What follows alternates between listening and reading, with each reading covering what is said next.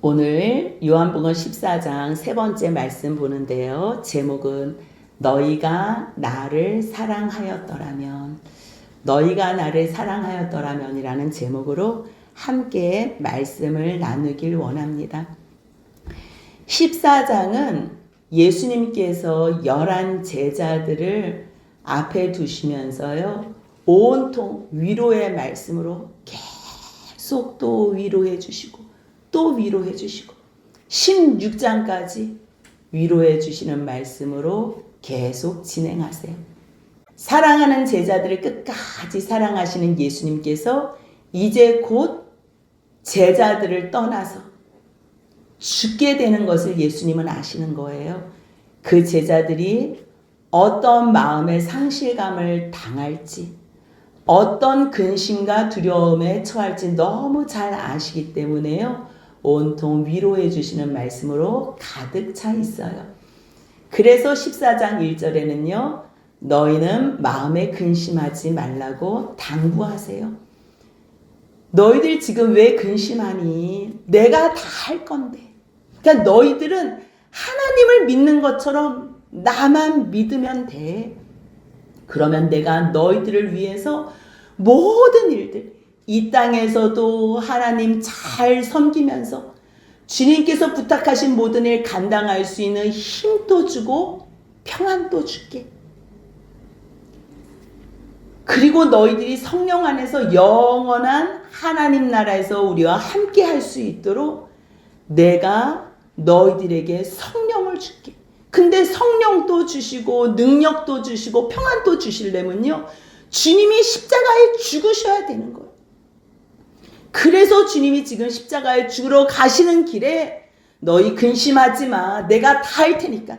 내가 아버지한테 보혜사를 구해서 너에게 보혜사를 줄게. 그러면 그 보혜사가 곧 진리의 영이고 또 다른 보혜사거든. 나도 보혜사인데 나 말고 같은 다른 보혜사. 완전히 질이 다른 게 아니고 똑같은데 같은데 다른 보혜사. 그래서 이 보혜사의 뜻이요, 여러 가지가 있어요. 대언자라는 의미, 변호사, 중재자, 협조자, 대변자. 그러면서도 날마다 은혜로 우리를 보호하시고 가르쳐 주시는, 예수님의 말씀이 생각나서 가르쳐 주시고 기억나게 하시는 선생님이라는 뜻도 있는 거예요. 예수님은요, 하나님을 가르쳐 주시는 선생님이시고 성령님은요, 예수님을 가르쳐 주시는 선생님이세요. 그래서요, 예수님이 죽으시고 부활하시고 승천하시고 재위하셔서 성령을 보내시면요, 그 성령으로 말미암아 우리도 제자도 예수님이 행하신 그러한 일을 할 수 있다는 거예요. 예수님도 이 땅에 사람으로 오셨어요. 사람으로 오셨기 때문에요, 자기의 힘으로 하나님의 일을 감당하실 수가 없었어요. 그래서 예수님이 공생애 하시면서요, 기도하시고 성령으로 충만하셨어요. 그래서 세례 요한이 예수님에게 세례를 베풀 때에요, 하늘에서 비둘기가 같은 성령이 내리시면서요, 하나님의 음성이 들렸잖아요. 이는 내 사랑하는 아들이요 기뻐하는 자라고. 그랬을 때요, 성령님이 임하셔서요, 성령 충만으로 이 모든 공적인 하나님께서 부탁하신 사명을 잘 감당하신 거예요. 그렇기 때문에 너희들도 성령을 내가 보내줄 테니까 그 성령으로 하나님께서 너희들에게 부탁하신 모든 일들 잘 감당해라. 성령만 임하면 내가 했던 일뿐만 아니라 예수님께서 행하신 일이 뭐예요? 자기에게 맡겨주신 사람을 사랑하시되 끝까지 사랑하신 것. 예수님이 감당하실 일은요, 십자가의 죽으심, 전 인류의 죄를 대속해 주시는 그러한 대속의 죽으심을 감당하셔야 되는 거예요. 똑같아요. 제자들도요, 각자 맡은 사명과 그 달란트의 분량을 다 감당하는 거예요. 각자에게 맡겨주신 사람이 있다면 그 사람들을, 자기의 사람들을 사랑하되 끝까지 사랑하는 그 일을 한다는 거예요. 그런데 그 일보다 더 큰 일도 한대요. 그것은 말씀 증거하는 일이라는 거예요. 세계 열방을 향하여. 그렇다면 하나님의 자녀들은요, 예수의 이름 의지하여 더 기도하고 더 구할 수 있는 거예요. 성령을 받기 위해서도요, 예수의 이름으로 구하면 주님께서 주신대요. 하나님께서 약속하신 그 성령을 예수님께서 집행하시면서 보내주신다는 거예요. 또한 예수의 이름으로 기도하면요, 성령을 보내주신 그 예수님께서 성령으로 말미암아, 그 성령이 진리의 영, 예수의 영, 하나님의 영이시잖아요. 성령으로 그 모든 일을 예수님이 친히 예수의 영으로 집행하게 하신다는 거예요. 그렇다면 예수의 이름으로 이 모든 일들을 어떻게 다 해결하고 행하게 하시나? 예수님이 어떠한 존재시고 어떠한 일을 행하셨길래 이렇게 영광스러운 존재가 되셔서 예수 이름만 기도하면 모든 일들이 다 해결이 되나? 우리가 여러 번 봤지만요, 금요일에도 빌립보서 2장 6절 이후에 말씀을 봤어요. 복음을 받은 자, 복음을 아는 자, 복음을 누리는 자가 어떻게 살아야 하는지, 그 복음 받은 자의 행하는 삶에 대해서 가르쳐 줄 때요, 예수님의 마음을 본받으라는 거. 그 예수님이 어떠한 모습으로 우리에게 사랑을 베푸셨는지, 그 말씀이 6절부터 11절까지 나오는데요. 그는 근본 하나님과 동등된 본체예요. 그냥 하나세요, 하나. 그런데 동등됨을 취할 것으로 여기지 않으시고 오히려 자기를 부인하셔서 종의 형체로 사람과 같이 되셨어요. 왜요? 사람을 구원하시기 위해서. 하나님은 죽으실 수가 없어요. 하나님 100%, 사람 100% 그렇게 되면요, 하나님의 이 본체가 있기 때문에 죽음이라는 거를 죽을 수가 없는 거예요. 그렇기 때문에 예수님은요, 이 땅에 죽으러 오셨잖아요. 죽으러 오신 그분은요, 하나님을 내려놓으신 거예요. 하나님의 그 동등된 본체를 내려놓으시고 이 땅에서는요, 사람으로만 오셨어요. 그래야지 죽으실 수 있고요, 죽으심으로 말미암아 죄인된 사람을 구원하실 수 있는 거예요. 하나님께서 그 임무를 예수님에게 부탁하신 거예요.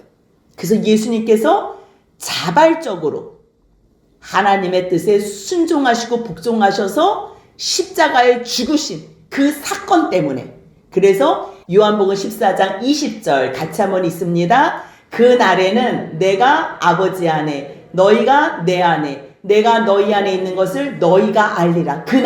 그날 예수님께서 하나님 안에서 주 하나님이 되시는 그 영광을 누린 것처럼 너희도 그날에는 성령이 임해서 내가 또 다른 보혜사를 아버지께 구해서 너에게 보내줄 거거든. 그 보혜사는 내 영이고 진리의 영이야. 그래서 내가 너희와 영원히 함께 할 거야. 그렇게 되면 나는 아버지 안에 있지, 너희는 내 안에 있지, 내가 너희 안에 있지, 그럼 우리는 영원히 그 아버지의 영광 가운데 있다는 얘기를 하는 거예요. 그래서 예수의 이름으로 기도만 하면 예수님이 시행한다는 거예요. 이 엄청난 사건을 이루시기 위해서. 그래서 주님이 지금 뭐 하러 가신다는 거예요? 그래서 내가 지금 십자가에 죽으러 가야 돼. 그러면 지금 당장은요, 예수님이 십자가에 죽으심으로 이 세상의 육체의 모습으로는 계실 수가 없는 거예요.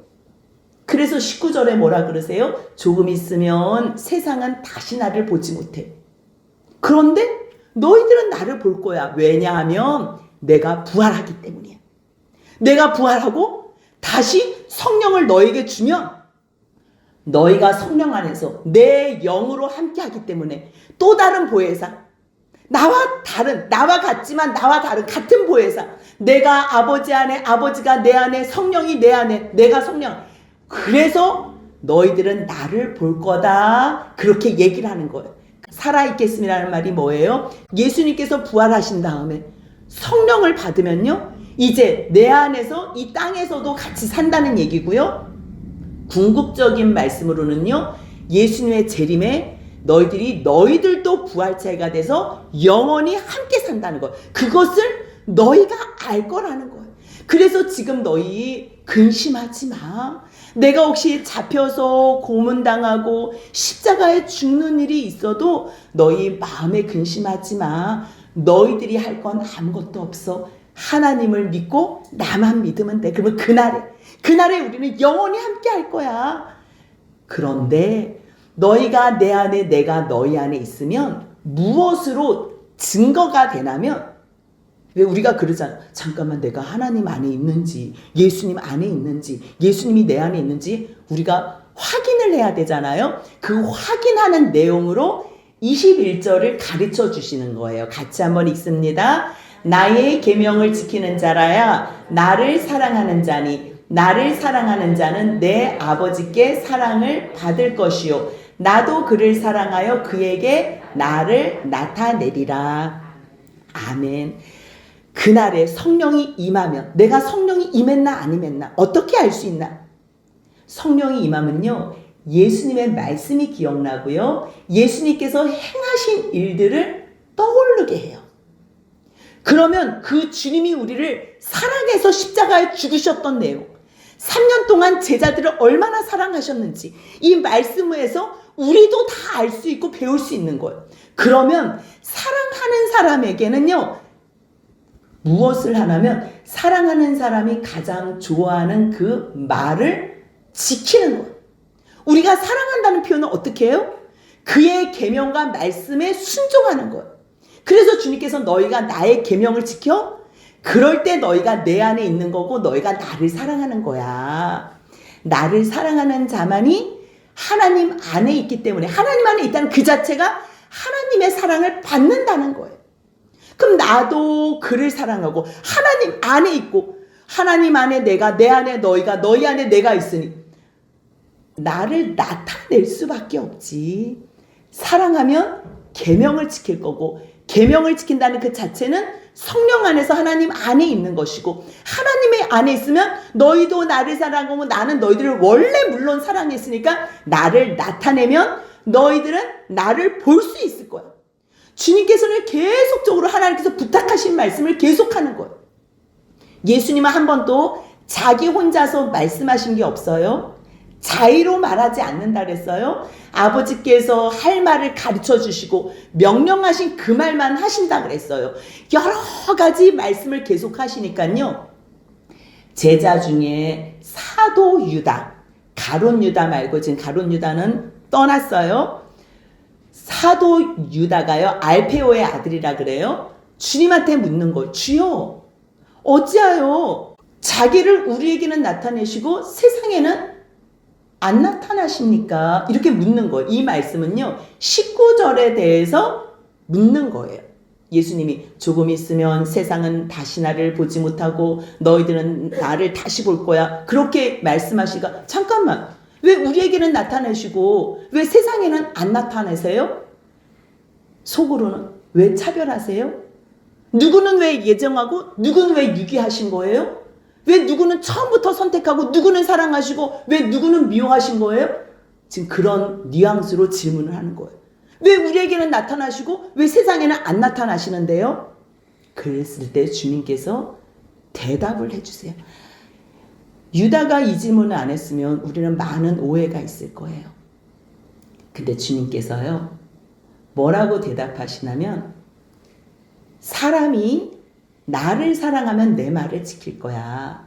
저 사람들은 지금 내 말을 듣지도 않고 나를 사랑하지도 않아. 내가 그들에게 나를 자꾸만 나타내 보이고 싶고 내가 계속 그들을 찾아가거든. 근데 그들이 내 말을 듣기를 싫어해. 나를 미워하기 때문에 내가 그들에게 나타낼 수가 없는 거야. 만약에 그들이 나를 사랑한다면 그들도 아마 계명을 지킬걸? 내 말을 지킬 거야. 그러면 그들이 내 말을 지키는데 사실 내 말은 내 말이 아니잖아. 아버지가 나를 보내신 거거든? 결국 내 말은 아버지의 말씀인데 그가 내 말을 지키면 아버지가 그들을 사랑할 거야. 그러면 아버지가 그들을 사랑하면 하나님께서는 그들과 함께하는 것을 가장 소원하고 계시거든? 23절에서 우리라는 단어는요, 성부, 성자, 성령이에요. 너희들이 하나님 말씀을 지킨다는 것, 내 말을 지킨다는 건 하나님 말씀을 지킨다는 거고, 하나님 말씀에 순종한다는 거는 하나님을 사랑하는 거거든. 그러면 하나님은 자기를 사랑하는 자에게 나타내기를 원하시고 함께 하기를 원하시며 그를 하나님의 거처로 삼기를 원하신다는 거예요. 이거는 엄청난 거예요. 여러분들 아직 주님을 못 보셨어요? 하나님을 좀 보여주세요. 하나님 어디 계세요? 우리가 순종하지 않았기 때문에 하나님을 볼 수 없는 거예요. 우리가 하나님 말씀 순종만 하면요, 우리의 믿음은 자라나게 돼 있어요. 큰 믿음 있는 사람만 하나님 만나는 거 아니에요? 작은 믿음. 처음에 믿음이 하나도 없어. 근데 말씀이 들렸어. 나와서 예배 드려라. 하나님께서는 예배하는 자를 기뻐하신다. 하나님, 예배 나가서 뭐 하게? 내가 너희를 매일 만나고 싶어. 만나서 뭐 할 건데요? 난 너에게 말하고 싶어. 내가 너를 사랑한다고. 내가 사랑하는 내 자녀들이 어떻게 살았으면 좋겠다고 말할 때 너희들이 그렇게 살아줬으면 좋겠어. 주님께서는 그렇게 말씀하시는 거예요. 그 말씀을 누가 처음부터 믿고 누가 처음부터 순종해요. 근데 겨우 한 걸음 아장 걷는 아기처럼 그 한 걸음을 내뎠을 때 주님께서 잘한다. 내 사랑하는 아들아 잘한다. 내가 붙잡아 줄게. 그때부터 주님께서 보여주시는 거예요. 그래서 주님이 손잡아서 계속 일으켜주시고 도와주실 때에 그 길로 가면요, 주님을 선명하게 볼 수 있는 거예요. 주님은 자기를 나타내 보여주고 싶어요. 그런데 귀찮다니까. 지금 내가 좀 혼자 좀 있을게. 좀 바빠지면 죄를 조금 지어야 되거든. 조금 하나님 조금 멀리 좀 가 계세요. 그가 하나님이요, 우리와 함께 하시고 싶으셔도 함께 계실 수가 없는 거예요. 그래서 주님이 유다에게 대답해 주시는 거예요. 내가 세상에는 안 나타나고 너에게만 나타나는 게 아니고 세상은 나에게 관심이 없어. 나를 사랑하지 않아. 그렇기 때문에 그들은 내 말을 듣지 않는 거야. 지금 너희는 내 말 듣지? 너희가 듣는 내 말은 내 말이 아니야. 아버지의 말씀이야. 그 말씀이 23절 24절입니다. 같이 한번 읽겠습니다. 예수께서 대답하여 이르시되 사람이 나를 사랑하면 내 말을 지키리니 내 아버지께서 그를 사랑하실 것이요 우리가 그에게 가서 거처를 그와 함께 하리라. 나를 사랑하지 아니하는 자는 내 말을 지키지 아니하나니 너희가 듣는 말은 내 말이 아니요 나를 보내신 아버지의 말씀이니라. 아멘. 우리가 무슨 이야기인지 알고 성경을 읽으니까 예수님이 너무 자세하게 설명해 주시지요. 하나하나 다 설명해 주세요.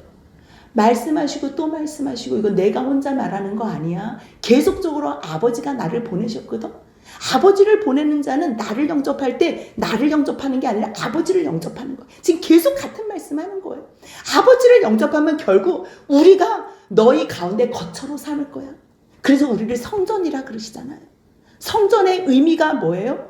주님이 너희와 함께 하고 싶은 곳이, 주님이 함께 하기를 원하는 곳. 그래서 우리 마음을 내어드리면 우리가 성전이 되는 거예요. 이 공동체를, 이곳을 주님께 내어드리면 여기가 성전이 되는 거예요. 집에서 주님께 그 모든 곳을 내어드리면 그곳이 성전.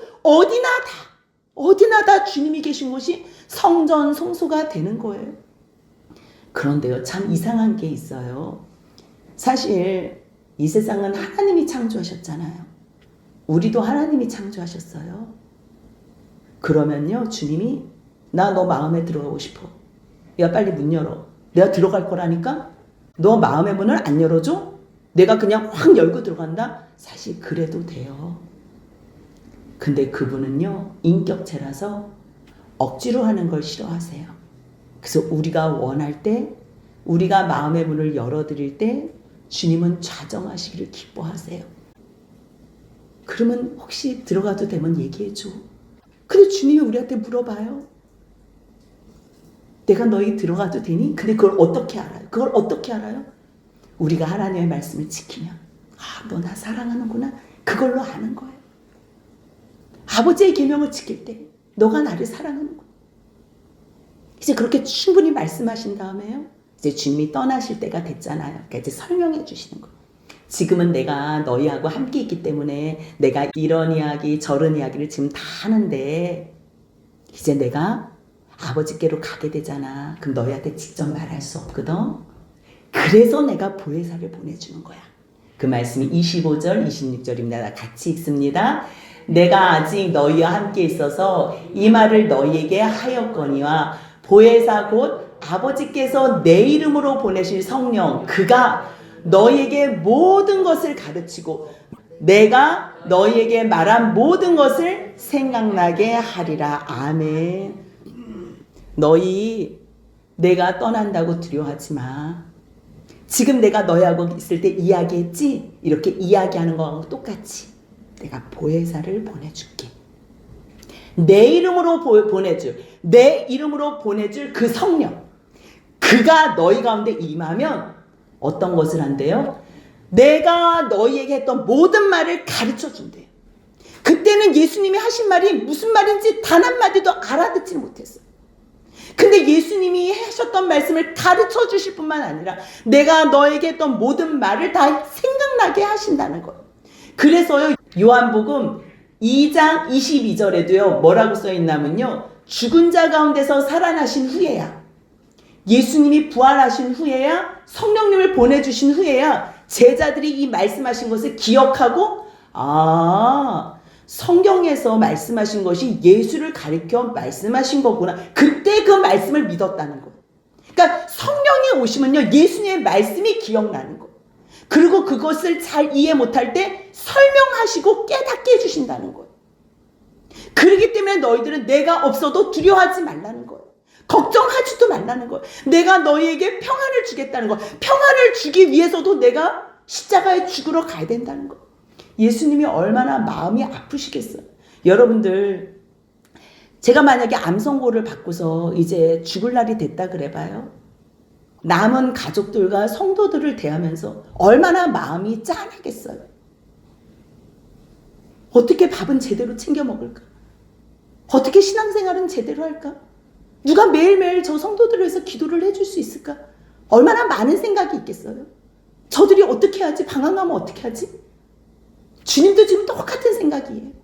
더 큰 사랑 비교도 안 되겠지. 근데 주님께서요, 내가 너희에게 평안을 준대요. 평안을 준대. 나의 평안을 준대. 이 평안의 주체가 예수 그리스도라는 거예요.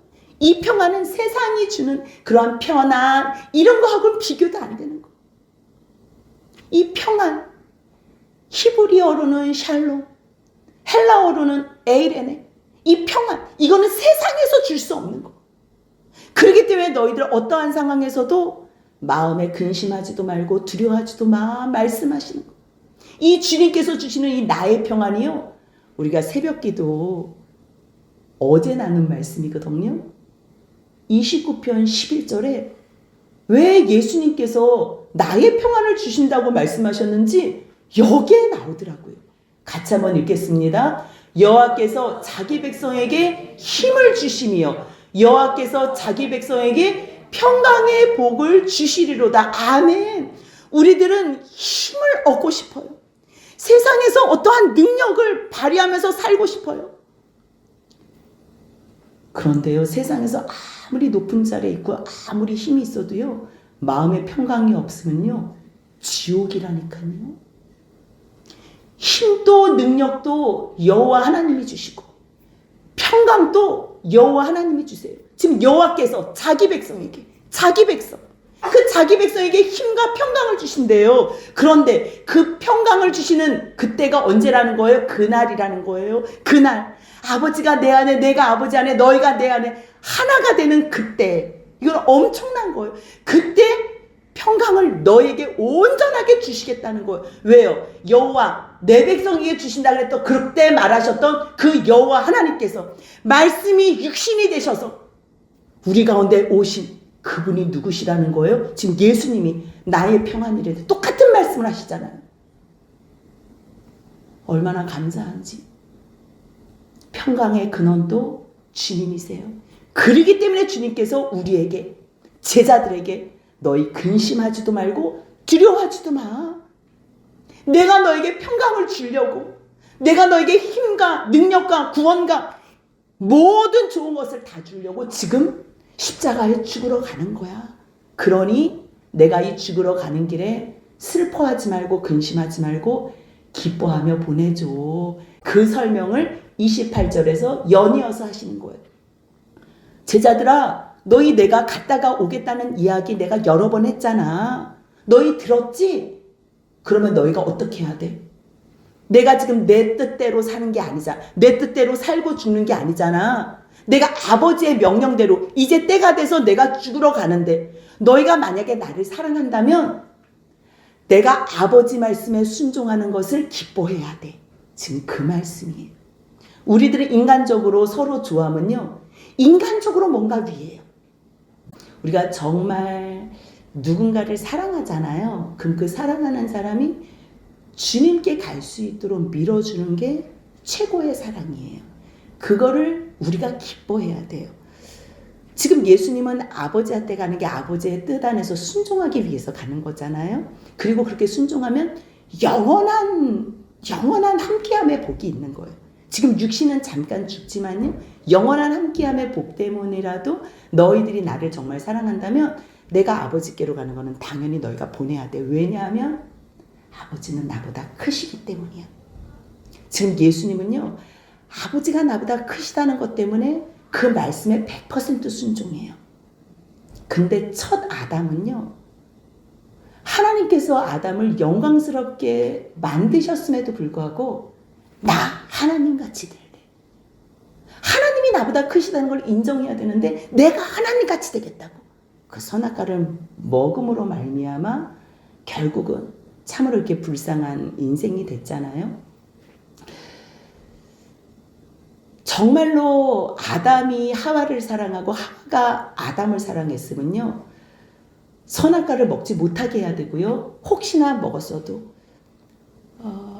아담에게 먹으라고 했을 때 하와를 위해서 회개를 할 뿐만 아니고요, 먹지 말아야 되는 거예요. 그러니까 하와가 기뻐해야 될 일은요, 아담이 하나님 앞에서 순종하는 걸 기뻐해야 돼. 그런데 순종하지 못하게 하는 그 엄청난 죄를 지은 게 하와잖아요.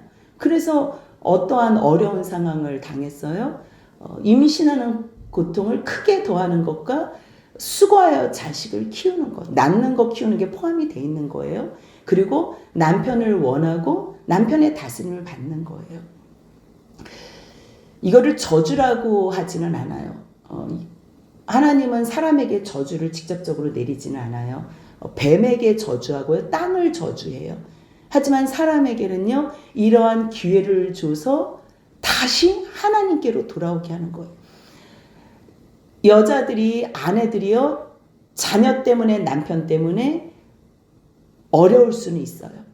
하지만 주님을 믿는 그 신앙 안에서 자녀를 하나님께로 밀어드리고 남편을 하나님께로 밀어드린다면요, 우리는 그 안에서 온전하게 발견될 수 있을 거예요.